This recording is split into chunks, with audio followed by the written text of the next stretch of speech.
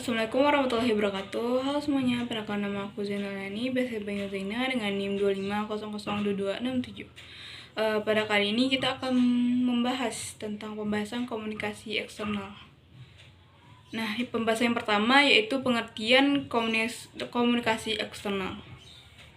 Komunikasi eksternal adalah suatu proses penyampaian informasi atau pesan atau pertukaran pesan yang dilakukan dan yang dimanfaatkan oleh suatu lembaga atau suatu organisasi untuk menjalin, menjaga, membentuk hubungan baik antara lembaga atau organisasi dengan mereka yang berada di luar organisasi, yang pada akhirnya akan didesain sedemikian rupa untuk memberikan perhatian kepada lembaga yang mungkin sedang kita kelola. Jadi tujuan dari komunikasi eksternal itu adalah untuk membangun hubungan baik yang dengan mereka-mereka yang berada di luar organisasi di tempat kita bertugas. Komunikasi eksternal itu secara prinsip dalam suatu organisasi itu juga dimaknai sebagai kegiatan komunikasi antara perusahaan atau organisasi dengan semua hal layak atau semua mereka yang terlibat yang statusnya di luar lingkup organisasi. Dan komunikasi eksternal juga sangat dibutuhkan untuk mengetahui seberapa besar pengaruh suatu organisasi itu pada lingkungan sekitar. Dan selain itu, hubungan timbal balik yang jelas adalah untuk mengendalikan sekaligus memantau organisasi agar berada di jalur yang diterapkan atau di jalur yang diharapkan. Nah, komunikasi eksternal ini juga memiliki fungsi yang pertama yang mungkin saya dapatkan, yaitu membangun antara lembaga atau perusahaan. Maksudnya itu membangun citra suatu lembaga atau suatu perusahaan. Apabila nanti citra perusahaan itu menjadi baik, tentu ini menjadi suatu keuntungan bagi lembaga atau perusahaan tersebut. Mereka dan para pelanggan atau konsumen dan masyarakat umum yang ada di luar organisasi, apakah itu terlibat secara langsung atau tidak, atau punya hubungan secara langsung, yang memiliki suatu kondisi yang ikut serta untuk membesarkan lembaga perusahaan atau organisasi kita tersebut. Nah, untuk bentuk-bentuknya yang saya dapatkan yaitu yang pertama adalah bisa dari website yang jelas. Berarti website yang kita dapatkan itu harus jelas. Seringkali website ini identik dengan promosi suatu perusahaan atau produk, akan tetapi di balik itu yang memang atau yang namanya website itu dijadikan media sebagai bentuk komunikasi dengan pihak lain seperti dengan perusahaan atau konsumen, dan memang sengaja. Jadi komunikasi ini disengaja untuk dibentuk membangun komunikasi, dan dalam website itu kita juga dapat memperoleh berbagai informasi mengenai perusahaan atau suatu produk yang telah dipaparkan oleh perusahaan tersebut. Nah, bentuk yang kedua yaitu majalah. Kadang-kadang majalah ini juga dimanfaatkan oleh perusahaan atau lembaga, meski tidak semua perusahaan masih memakai majalah.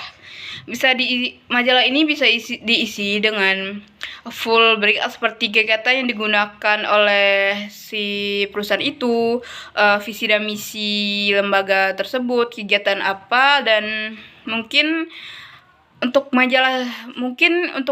kelebihan dari majalah itu adalah daya tahannya itu lama.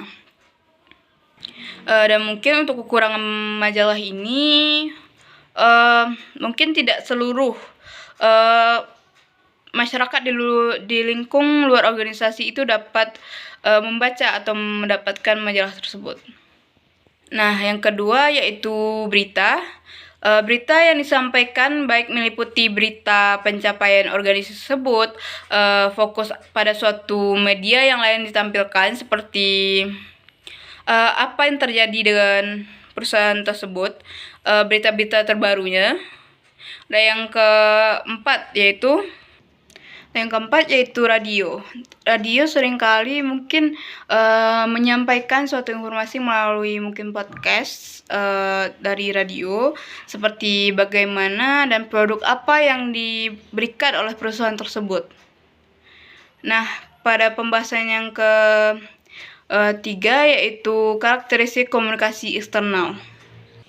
Nah, pada karakteristik yang mungkin yang pertama yaitu transparansi dan keterbukaan.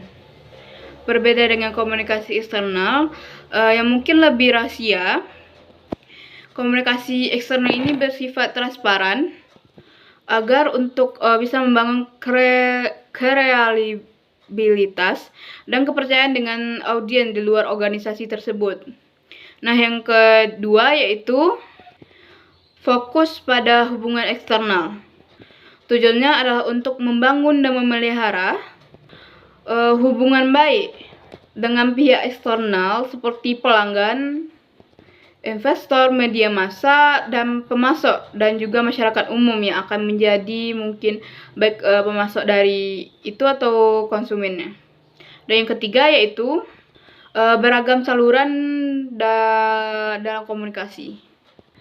Menggunakan berbagai saluran untuk menjangkau audiens atau masyarakat yang berada di luar organisasi tersebut yang bersifat lebih luas, seperti situs web yang tadi seperti yang kita bahas tadi, seperti media sosial, siaran radio, iklan, atau berita, majalah, atau media cetak digitalnya juga bisa. Dan yang keempat yaitu fokus pada citra dan pemasaran.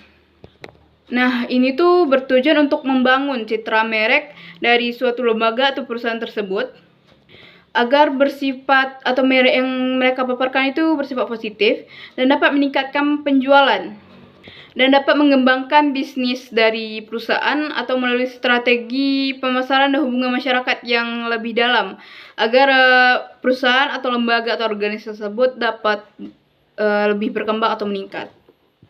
Nah, yang untuk itu saya lupa itu yang keberapa, yaitu pesan yang jelas. Jadi pesan itu juga dapat disesuaikan dengan fakta yang ada. Juga pesan itu harus ringkas, bebas dari kesalahan, dan disesuaikan dengan audiens atau target. Penggunaan jalan juga harus dihindari. Penggunaan jargon yang harus dihindari. Nah, yang terakhir yaitu karakteristiknya dukungan untuk komunikasi dua arah. Meskipun ada aspek satu arah seperti iklan, komunikasi eksternal yang efektif seringkali mendukung komunikasi dua arah untuk berinteraksi dengan orang-orang atau masyarakat yang di luar organisasi dan untuk membangun hubungan yang lebih.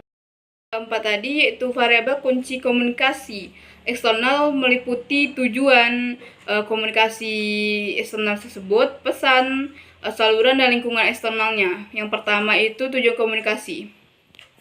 Menentukan mengapa kita harus berkomunikasi dan contoh untuk membangun suatu brand yang akan kita lakukan untuk juga perencanaan untuk menarik ke investor. Yang kedua yaitu audiens, menentukan kepada siapa pesan itu kita akan tujukan atau ajukan. Contohnya itu bisa dari pelanggan, investor, media pemasok, atau pemerintah. Nah, yang ketiga yaitu pesan, konten atau informasi yang ingin kita sampaikan kepada audiens eksternal itu.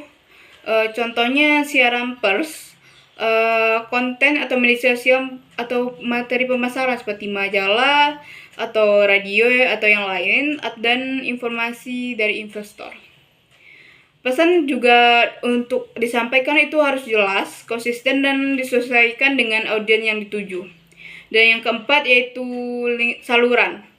Media atau saluran yang dapat kita pakai itu bisa dari berbagai seperti media cetak atau sosial media, atau bisa dibilang itu website. Yang kedua yaitu majalah. Yang ketiga radio. Dan mungkin yang terakhir yaitu berita.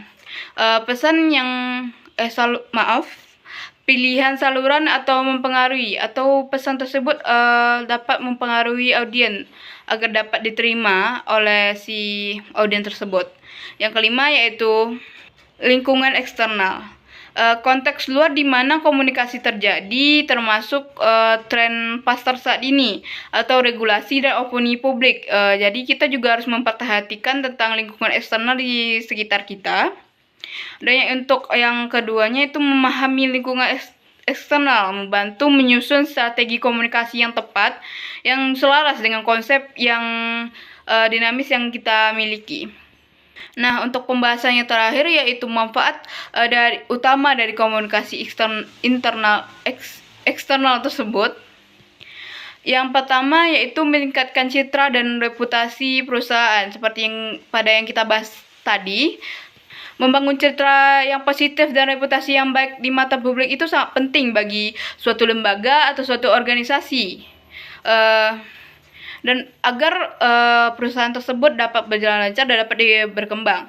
Dan yang kedua yaitu memperkuat dan memelihara hubungan yang kuat dengan pelanggan, mitra, pemasok, dan investor yang lain. Yang ketiga yaitu meningkatkan kesadaran merek. Untuk memperluas jangkauan kita, informasi perusahaan melalui berbagai saluran seperti yang tadi, seperti media website tadi, majalah, radio, dan berita tersebut. Untuk dikenal agar masyarakat umum atau masyarakat luas bisa mengenal apa yang mungkin yang kita paparkan produk dari perusahaan atau lembaga tersebut. Dan yang selanjutnya yaitu mendorong penjualan dan pertumbuhan. Dan di sini kita itu menginformasikan tentang produk atau layanan baru, promosi, atau membantu menjangkau pasar baru. Dan yang selanjutnya itu mengelola krisis dan juga memberikan informasi yang jelas dan yang meyakinkan kepada publik saat terjadi masalah seperti cacat produk atau kontroversi yang lain-lain. Dan juga pada komunikasi eksternal ini mungkin untuk tambahan lanjutannya itu mungkin yang sebelumnya dari komunikasi eksternal ini mungkin menggunakan media atau yang lainnya untuk membantu dalam komunikasinya. Nah, dari keuntungan yang kita lakukan dari komunikasi eksternal itu yaitu kita dapat mencapai mungkin audiens atau orang-orang yang berada di luar pelosok agar dapat mengenal atau mengetahui produk dari kita tersebut. Jadi komunikasi eksternal ini juga bisa dibilang sebagai iklan berjalan agar seluruh atau masyarakat yang belum tersentuh atau belum bisa digapai dapat mengetahui tentang perusahaan, lembaga, atau organisasi kita tersebut. Jadi kesimpulan yang dapat kita ambil adalah komunikasi eksternal itu adalah aktivitas krusial yang melibatkan pertukaran informasi atau interaksi atau antara organisasi dengan pihak luar organisasi seperti pelanggan, mitra, investor, dan masyarakat luas yang lain, yang bertujuan untuk membangun citra merek yang positif dan meningkatkan reputasi untuk menjalin hubungan baik dengan lembaga atau perusahaan yang lain, untuk memangku kepentingan dan pada akhirnya untuk mendukung kesuksesan serta pertumbuhan bisnis dalam jangka panjang tersebut dalam organisasi atau perusahaan tersebut. Dengan berakhirnya penyampaian kesimpulan dari saya ini, maka berakhirlah pembahasan dari video pada kali ini. Baiklah, jika salah ada yang janggal, saya mohon maaf.